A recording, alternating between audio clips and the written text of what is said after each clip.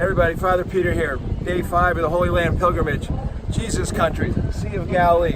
What you see behind me is real Jesus country. In the distance are the places where Peter and Andrew lived, where James and John, the sons of Zebedee, lived. Up in the hills are the places of the feeding of the 5,000, the Mount of the Beatitudes, where Jesus spoke about the things that were most beautiful to God. In Luke's Gospel, Jesus goes up on the high mountains to pray, and he comes down to deliver the word. We also know that on the Sea of Galilee, it's an active player in all the Gospel stories. Remember the 2 miracles? One of which is Jesus is utterly exhausted from his ministry.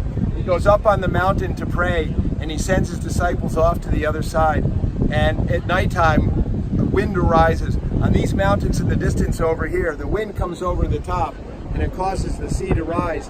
When we were on a pilgrimage two or four ago, the winds came up here on the seas and really tossed the boat around.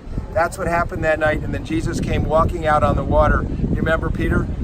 He said he stepped out in the water, and Jesus said he could do it until he lost hope. Now let me tell you, I think I should step out in the water now because I'm really hot and I could use a swim.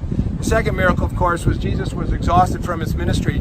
He got in the boat and he fell asleep. It says he fell asleep on the small cushion in the back of the boat. Biblical scholars love about the small cushion because it's a type of detail, they say, goes back to the early days, to the oral tradition of Jesus' time. And of course, he wakes up in the places in a storm. They say, "Do you not care that we are going to perish?" I don't know if you've ever been on the high seas when the winds come up and you feel like you're going to perish. It's a great word. And Jesus stands and calms the storm, and they're like, "Oy vey, who is this? We've never seen such a thing." We've had a long day, and it's a beautiful time for us to be out in the sea. And I just want to show you what's behind me, or what's behind Ben, what's in front of me. Here they are, the good pilgrims, the Holy Land Pilgrims, who earned a little respite on the Jesus' Sea of Galilee.